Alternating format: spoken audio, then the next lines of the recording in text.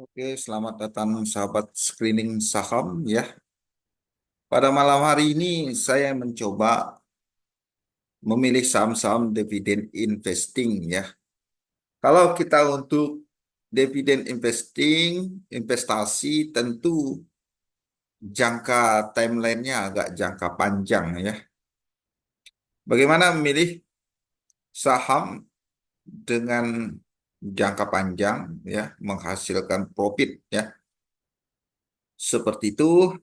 Yang pertama tentu ya, kita melihat composite atau indeks harga saham gabungannya secara monthly ya. Secara monthly kita menggunakan Bollinger Band ini. Bollinger Band ini rata-rata harganya sudah minus dua kali standar deviasi secara bulanan ya.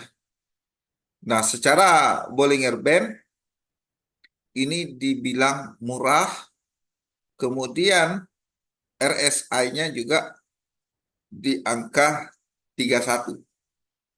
Di bawah 30 artinya jenuh jual ya. Sebenarnya market dalam keadaan jenuh jual. Apakah bisa rebound? Ya, kita lihat saham-saham yang pertama ya.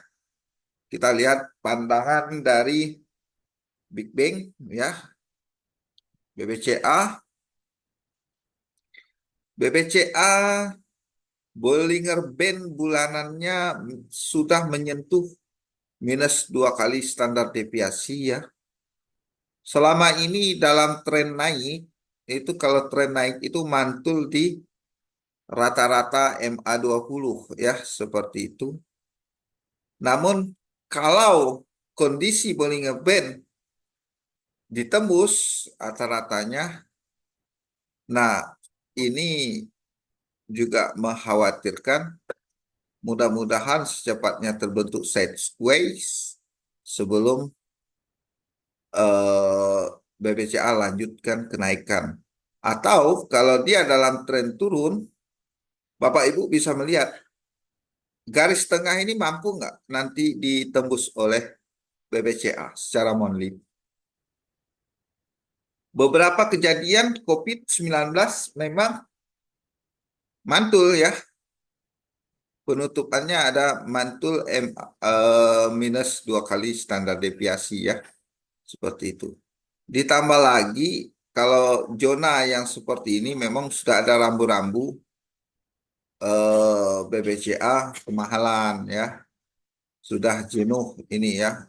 Contoh di zona-zona ini SSS ini jenuh untuk beli ya, oversold ya, seperti itu. Jadi BBCA kalau kita spekulatif ya, ini Bollinger Band murah ya, secara bulanan ya. Timeline harian bagaimana harian? Harian ini ada indikator ya, RSI-nya 27 ya, di bawah 30 ada indikator untuk melakukan pembelian atau bukan pembelian juga ya, sebenarnya eh, jenuh jual ya untuk BBCA. Kemudian dari AI Bollinger Band-nya itu sendiri terpaksa di stop loss ya, belum mampu, sepertinya ada pertimbangan sendiri untuk BBCA, kita lihat aja lah ya. Tetapi Bapak Ibu yang investasinya jangka panjang, tenang-tenang saja, asal itu adalah uang dinginnya ya, seperti itu. Berikut di BBRI, harian bagaimana harian? Sama ya, harian jenuh jual juga ya.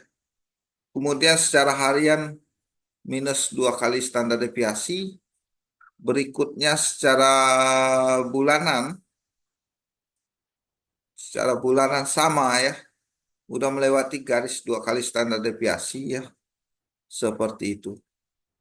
Kemudian secara bulanan RSI-nya 30,36 ya. sudah jenuh jual sebenarnya ya. Ini berharap menebarkan ketakutan pada retail aja ya, seperti itu. Bagi yang punya modal, ayo kita waktunya ya, mungkin waktunya melakukan average down, apalagi bulan depan akan pembagian dividen ya, seperti itu. Kemudian dari perusahaannya juga akan ada buyback saham ya, pembelian kembali saham-saham yang beredar agar saham BBRI ini yang tadinya sudah dianggap murah ini ya sebenarnya mampu naik kembali ke level psikologis saham BBRI sebenarnya di 5 ribuan. Kalau sepanjang tahun dari 2021 itu pergerakannya 4.000 ya. Setidaknya mampulah dia tahun atau bulan depan dekat-dekat pembagian dividen mampu melewati 4.000. Di sekarang di harga 3.600. Lanjut di BMRI. BMRI sama ya kasus Big Bang rata-rata harga sudah ini secara monthly-nya ya. Harga sudah jebol dari minus 2 kali standar deviasi artinya murah ya. RSI-nya juga di bawah 32. Kemudian secara harian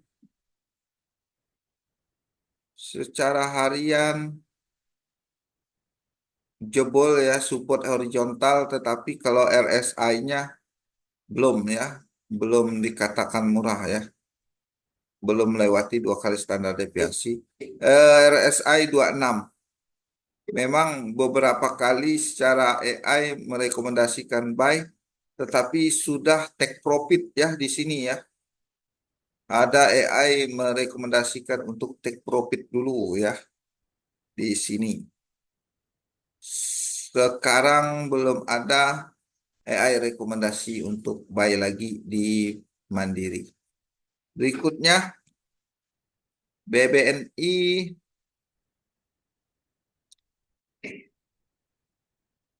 B, BNI ini secara day hariannya memang ada tarikan ya, tetapi ini perlu diwaspadai karena RSI-nya berada di tengah-tengah, kemudian harga sahamnya juga di sekitaran rata-rata 20 hari perdagangannya ya.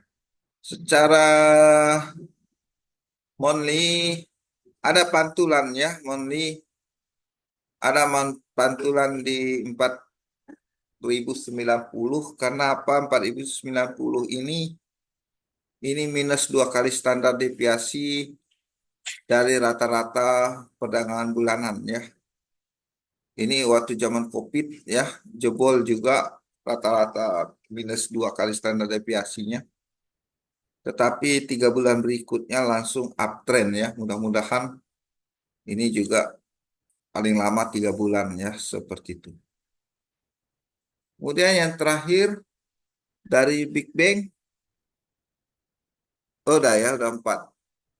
Sekarang kita masuk ke BRIS ya. Kita selesaikan dulu. BRIS masih kemahalan ya. Secara bulanan waktunya take profit ini ya. Apalagi musim sekarang hati-hati antisipasi jangan masuk dulu di BRIS secara bulanan karena sekarang lagi dia take profit juga ya karena RSI-nya sudah terlalu tinggi. Oke, kita lihat bulanan saja. Berikutnya BBTN ya. Kemarin saya evaluasi secara nilai perusahaan ini hanya dihargai 0,39 kali dari harga aset yang ada ya. Terdiskon secara valuasi untuk harga COVID zaman COVID ya di 745 apakah nanti juga akan mencapai di harga COVID ya. Yang jelas secara monthly RSI-nya sudah di angka 26 ya, sudah jenuh jual ya. Seperti itu. Harganya juga sudah di bawah 2 kali standar deviasi. Jadi untuk jangka panjang juga menarik, di mana laporan keuangannya juga bagus ya, karena sentimen global aja ini ya, tambah lagi sentimen di dalam negeri, belum ada stimulus untuk menggerakkan harga saham ya, seperti itu. Oke, dari sektor swasta ada BTPS perbankannya. Secara monthly ini sideways ya, doji 3 kali. Jadi belum mampu juga mengangkat harga, tetapi ini RSI-nya 21 ya, secara perdagangan sudah murah sekali ya, seperti itu. Secara harian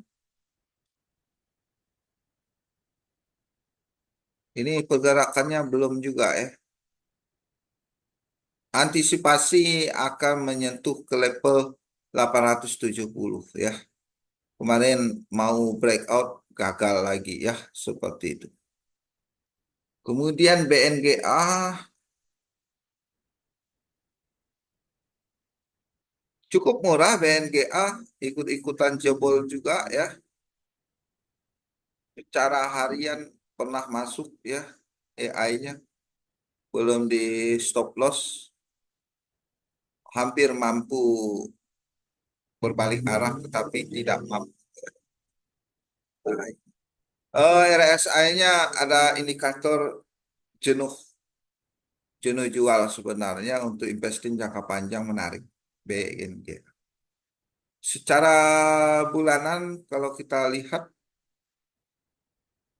belum terlalu murah ya, secara bulanan belum mencapai 2 kali standar deviasi, ini di harga 1.500.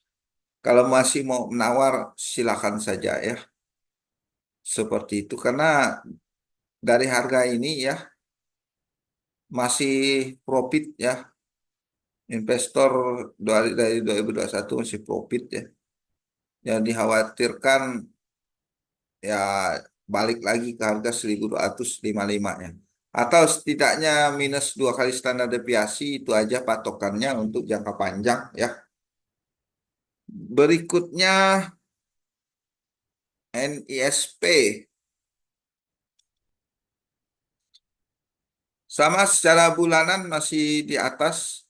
Kalau ada pantulan di garis rata-rata masih menarik sebenarnya. Cuma peringatannya indikator RSI-nya kemahalan ya. Jadi stop ya sebenarnya untuk trading di sini. Tunggu diskonnya. Karena dari sejak April 2023 ini ada lompatan ya. Dari harga 760 sekarang di harga, atau udah cuannya sudah 100%, ya tidak menutup kemungkinan investor akan merealisasikan profitnya di NISP. Berikut di sektor keuangan yang lain yang besar ada Saratoga SRTG. SRTG kalau mampu melewati atau jebol garis pertahanan MA20 monthly-nya, saya rasa akan balik lagi ke menuju minus 2 kali standar deviasi. Jadi seperti itu konsep dalam melakukan pembelian saham untuk invest jangka panjang, itu adalah beli pada saat minus 2 kali standar deviasi secara monthly, jual 2 kali plus ya, 2 kali standar deviasi secara monthly. Itu aja rumusnya. Jadi di sini ya, Saratoga 2 kali melewati 2 kali standar deviasi secara monthly, itu waktunya jualan. Pungut kembali ya nunggu ya, seperti ini. Kalau sekarang belum disarankan ya, seperti itu secara monthly. Kita tunggu di bawah lagi ya. Bisa jadi bisa jadi tidak menutup kemungkinan 1.145 nanti tercapai ya. Oke, di sektor keuangan seperti itu. Berikutnya di sektor acak, tetapi Ini ada saham pemerintah di situ ya. Kita lihat dulu dari sektor gas. Sektor gas ada Pegas ya. Perusahaan gas negara memang eh, BUMN lagi disorot karena belakangan beberapa terjadi korupsi ya. Untuk gas ini RSI-nya masih di tengah-tengah ya. Kemudian, nah ini sebagai contoh ya, kalau mau investasi jangka panjang, nunggu harganya minus 2 kali standar deviasi. Ini pernah ya, 1.100. Dan ini Pegas sebenarnya waktunya jualan ya, tidak usah kita ambil ya. Nah, pernah jebol di minus 2 kali standar deviasi. Itu aja rumusnya untuk jangka panjang. Pastikan beli saham di Mondi minus 2 kali standar deviasi, kemudian jualan pada saat monthly-nya 2 kali standar deviasi. Selain Pegas, ada Antam ya. Antam. Antam sudah boleh masuk. Sepertinya Antam ini mau menuju atas ya, karena zona minus 2 kali standar deviasinya juga sudah dilewati. Kalau naik, kalau mampu melewati garis rata-rata, ya harapannya Antam akan menyentuh 2 kali standar deviasi. Tapi kalau dia tidak jadi, ya artinya kita tunggu di minus 2 kali standar deviasi lagi. Berikutnya TIN. TIN ya pernah juga ya, harga saham di 500-an ya. Ini ya, 500-an. Beberapa kali menyentuh menyentuh 2 kali standar deviasinya ya. Kemudian dia mampu melewati. Nah, ini ya yang seperti ini waktunya jualan. Kalau di atas 2 kali standar deviasi, segera kita realisasikan take profit ya seperti itu. Kalau sekarang arahnya, kalau dia dalam tren naik itu biasanya mantul di MA20 itu aja. Kalau secara mondi, kalau nggak mantul artinya jebol ke bawah lagi seperti itu. Kemudian ada Inco ya. Inco ini punya main ID juga ya. Nah, Inco jatuhnya cukup dalam. Kita tunggu sampai dia menyentuh ini ya, 2 kali standar deviasinya.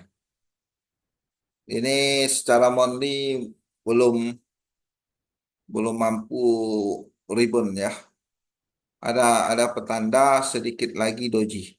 Mudah-mudahan besok menutup candle merah ini menjadi hijau ya secara monthly. Berikutnya yang biasa bagi dividen besi gede ya, PTBA. PTBA berada di rata-rata secara monthly ya, PTBA. Memang waktu murahnya masih 2.400. Pernah juga terjadi di zaman COVID ya. Ini mantul, cepat mantulnya di ketika 2 kali standar deviasi minusnya tercapai ya. Ya ini waktunya jualan. Ingat jurus jualan itu kita ketika menyentuh plus 2 kali standar deviasi. Kemudian di sektor semen yang punya pemerintah ada SMGR ya.